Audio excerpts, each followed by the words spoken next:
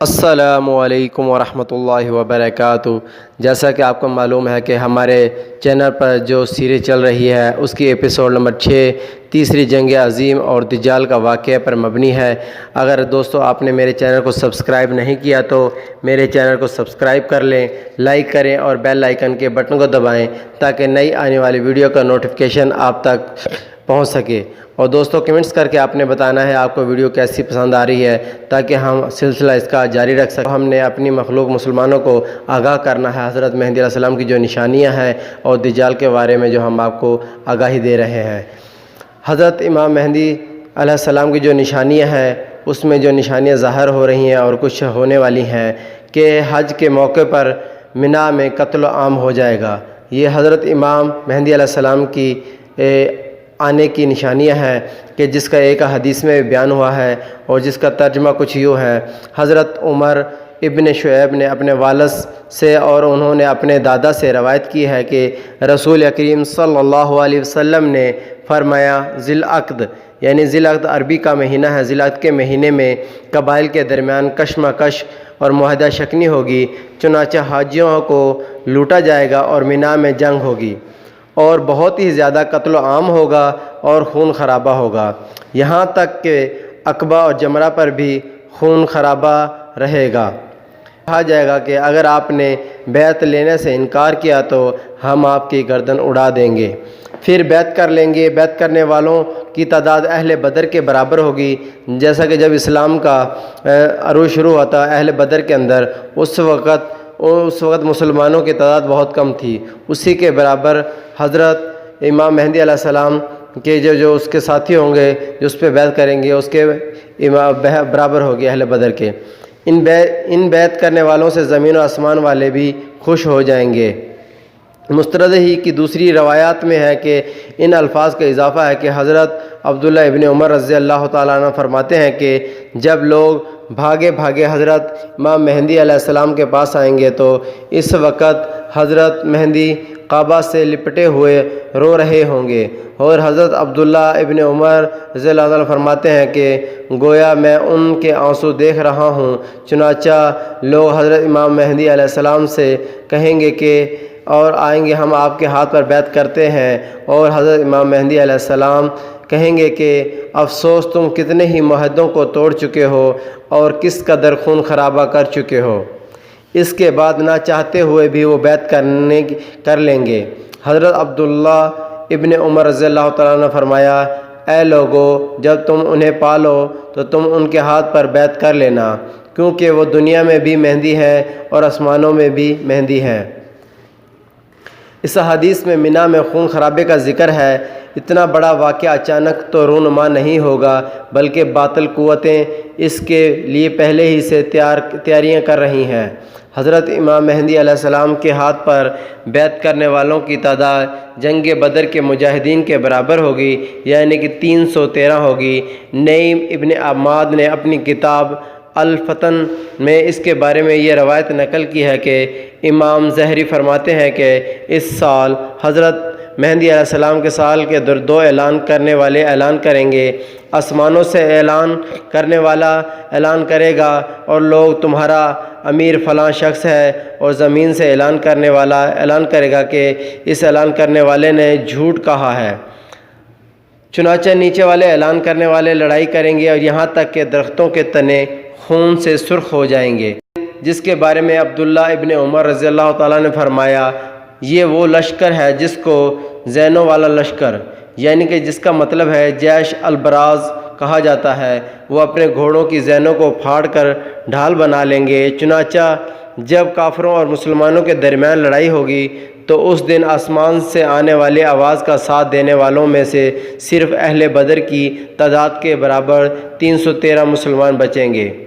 حالانکہ اس دور میں مسلمانوں کی تعداد بہت زیادہ ہوگی، لیکن اس طرح مسلمانوں کی مدد کی جائے گی، پھر یہ اپنے ساتھیوں کے پاس آئیں گے۔ حضرت علی رضی اللہ تعالیٰ عنہ فرماتے ہیں کہ مدینہ کی طرف ایک لشکر بھیجا جائے گا، وہ آل بیت کو قتل کریں گے تو امام مہدی اور مبید مدینہ سے بھاگ جائیں گے۔ رمضان میں ایک خوفناک آواز آئے گی، جو احادیث میں بھی بیان کیا گیا ہے کہ حضرت فیروز دلیمی سے روایت ہے کہ رسول اکریم صلی اللہ علیہ وسلم نے فرمایا، رمضان میں ایک زبردست آواز آئے گی۔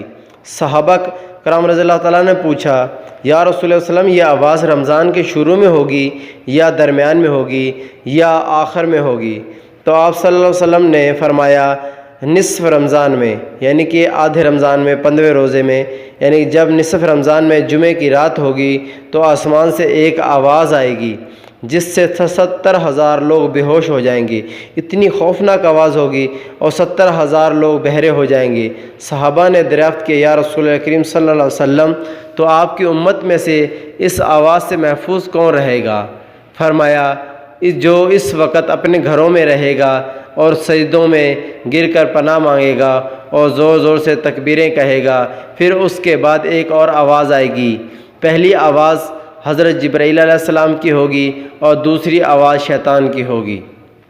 واقعات کی ترتیب یہ ہے کہ آواز رمضان میں ہوگی، معمہ شوال میں ہوگی۔ معمہ کا معنی ہے کہ جنگ کی گھن گرج یا گمسان کی جنگ کو کہتے ہیں، اور اس کے معنی آگ کی لپیٹ اور حرارت یعنی کہ ہیٹ یعنی کہ ریڈیشن کو کہا جاتا ہے، کیونکہ یہ اصل میں معمہ النار سے لیا گیا ہے، جس کے معنی آگ کی لپیٹ یا انگارے میں شمار ہوتا ہے۔ بغاوت کریں گے اور ذی الحج میں حاجیوں کو لوٹا جائے گا، اور رہا محرم کا مہینہ تو محرم کا ابتدائی حصہ میری امت کے لیے آزمائش ہے، اس کا آخری حصہ میری امت کے لیے نجات ہے۔ اس دن وہ سواری ماں قجاوے کے جس پر سوار ہو کر مسلمان نجات پائے گا، اس کے لیے 1,00,000 سے زیادہ قیمت والے اس مکان سے بہتر ہوگا جہاں کھیل و تفریح کا سامان ہوگا۔ اس روایات میں عبد الوہاب بن ضحاک راوی متروک ہے کہ جنہیں یہ روایت ضعیف ہے۔ ایک دوسری روایات میں ان الفاظ کا اضافہ ہے، اور 70,000 گھبراہٹ کے مارے راستہ بھٹک جائیں گے، اور 70,000 اندھے ہو جائیں گے، 70,000 گونگے ہو جائیں گے، اور 70,000 لڑکیوں کی بکارت زائل ہو جائے گی۔ حضرت ابو ہریرہ رضی اللہ تعالیٰ عنہ سے روایت ہے کہ رسول کریم صلی اللہ علیہ وسلم نے فرمایا، رمضان میں آواز ہوگی اور ذی العقد میں قبائل کی بغاوت ہوگی، اور ذو الحج میں حاجیوں کو لوٹا جائے گا۔ طبرانی نے اس کو اعلیٰ وسط میں روایت کیا ہے کہ اس میں شہر ابن حوس راوی ضعیف ہے۔ حضرت یزید ابن سندی نے حضرت قعب سے روایت کی ہے کہ اور فرمایا، حضرت مہدی کے خروج کی نشانی یہ ہے کہ مغرب کی جانب سے جھنڈے آئیں گے، اور جن پر بنو کندا کا ایک لنگڑا شخص سربراہ ہوگا۔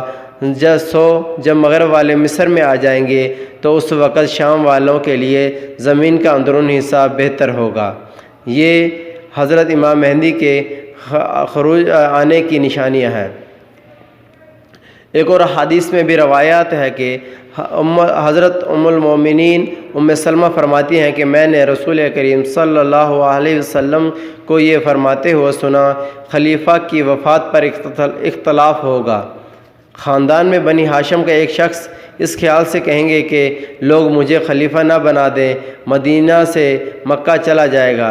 لوگ اسے پہچان کر یہی مہدی آخر الزماں ہے گھر سے باہر نکل لائیں گے، اور حجرہ اسود اور مقام ابراہیم کے درمیان ان کے نہ چاہتے ہوئے بھی اس کے ہاتھ پر بیعت کر لیں گے۔ اس کی بیعت خلافت کی خبر سن کر شام سے ایک لشکر ان سے مقابلے کے لیے روانہ ہوگا۔ چنانچہ یہ لشکر جب بیدا میں پہنچے گا تو دھنسا دیا جائے گا۔ اس کے بعد ان کے پاس عراق کے اولیاء اور شام کے ابدال حاضر ہوں گے۔ پھر ایک شخص شام سے نکلے گا اور جس کی نیحان قبیلہ قلب میں ہوگی، وہ اپنا لشکر ان بنی ہاشم کے اس شخص کے خلاف مقابلے کے لیے روانہ کرے گا۔ اللہ تعالیٰ اس لشکر کو شکست دے گا اور جس کے نتیجے میں ان پر آفت آئے گی۔ یہی کب کی جنگ ہوگی۔ وہ شخص خسارہ میں رہے گا جو کب کی نعمت سے محروم رہے گا۔ پھر وہ مہدی خزانوں کے منہ کھول دیں گے اور مال تقسیم کریں گے۔ اسلام اس دنیا میں اس طرح مستحکم ہوگا، اس طرح 7 یا 9 سال رہیں گے۔ اور اس روایات طبرانی نے الاوسط میں روایت کی ہے کہ اور اس کے تمام راوی صحیح ہیں۔ ابو داؤد کی روایت میں ان الفاظ کا اضافہ ہے، اور پھر مہدی وفات پا جائیں گے اور لوگ ان کی نماز جنازہ پڑھیں گے۔ بنی ہاشم کے وہ شخص جن کے ہاتھ پر بیعت کی جائے گی وہ محمد ابن عبداللہ ہوں گے جو مہدی کے لقب سے مشہور ہوں گے۔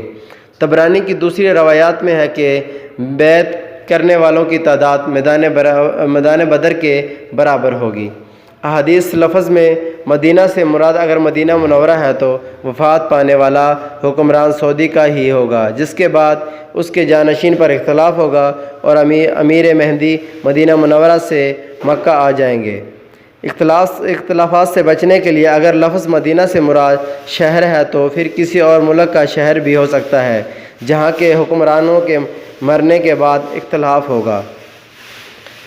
حضرت مہدی کی بیعت کی خبر ملتے ہی ایک لشکر ان کے خلاف نکلے گا اور اس کا مطلب یہ ہے کہ کفار حضرت مہدی کے انتظار میں ہوں گے اور اپنے جاسوسوں کے ذریعے حرم شریف کی خبریں رکھتے ہوں گے۔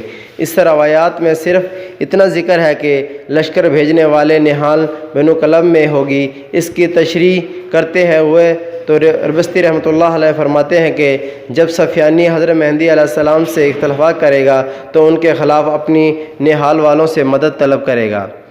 اس کا مطلب یہ ہے کہ اس وقت بنو قلب بھی عرب کے کسی ملک پر حکمران ہوں گے اور اسلام کے دشمن ہوں گے۔ طبرانی کی ایک ہی دوسری روایات میں اس شخص کے بارے میں آیا ہے کہ اس کا تعلق قریش سے ہوگا، اور بعض دیگر روایات میں یہ ہے کہ وہ سفیانی کے نام سے مشہور ہوگا، اور اس کا ذکر ہم آگے جا کے کریں گے۔ بیدہ شام میں بھی ہے اور ایک بیدہ اردن میں بھی ہے، لیکن شاہر و مسلم امام نووی رحمۃ اللہ علیہ کے مطابق یہاں بیدہ سے مراد مدینہ منورہ والا بیدہ ہے جو خلیفہ کے قریب ہے۔ جب پہلا لشکر بیدہ میں دھنس جائے گا تو اس کے بعد حضرت امام مہدی مجاہدین کو لے کر شام کی طرف روانہ ہو جائیں گے، وہاں دوسرے لشکر سے قتال کریں گے، اس کو شکست دیں گے۔ اس جنگ کو ہی حدیث میں جنگ کب کہا جاتا ہے، اور اس لشکر کے سردار جو سفیانی کے لقب سے مشہور ہوگا اس کو اسرائیل بحیرہ طبریہ کے قریب قتل کریں گے۔ ابدال اور ابدال اولیاء اللہ کے ایک گروہ کو کہتے ہیں۔ دنیا میں کل ابدال کی تعداد 70 رہتی ہے، اس میں 40 ابدال تو شام، سوریہ، فلسطین، اردن اور لبنان وغیرہ میں رہتے ہیں، اور 30 ابدال باقی ملکوں میں رہتے ہیں۔ علامہ سیوطی رحمۃ اللہ نے جمع الجوامع میں حضرت علی کی روایات نقل کی ہے کہ ابدال نے جو درجہ پایا ہے وہ بہت زیادہ نماز روزہ کرنے کی وجہ سے نہیں پایا، اور ان کی عبادتوں کی وجہ سے ان کو تمام لوگوں سے ممتاز کیا گیا ہے، بلکہ انہوں نے اتنا اعلیٰ درجہ اپنی سخاوت نفس، دریا والی سلامتی دل اور مسلمانوں کی خیر خواہی رکھنے کی وجہ سے پایا ہے۔ ایک اور حدیث میں بیان ہے کہ حضرت معاذ ابن جبل رضی اللہ تعالیٰ سے منقول ہے کہ جس شخص میں 3 صفتیں یعنی کہ رضا بقضاء، تقدیر پر راضی رہنا، ممنوع چیزوں سے مکمل بچنا اور خدا کے دین کی خاطر غصہ کرنا پائے جائیں، اس کا شمار ابدال کی جماعتوں میں ہوتا ہے۔ انشاءاللہ تعالیٰ یہاں تک یہ ویڈیو ختم ہے۔ انشاءاللہ نیکسٹ ویڈیو میں آپ کو سفیانی کون ہے اس کے بارے میں بتائیں گے۔ اگر آپ نے میرے چینل کو سبسکرائب نہیں کیا، میرے چینل کو سبسکرائب کر دیں، لائک کریں اور بیل آئیکن کو بٹن دیں۔ السلام علیکم ورحمۃ اللہ وبرکاتہ۔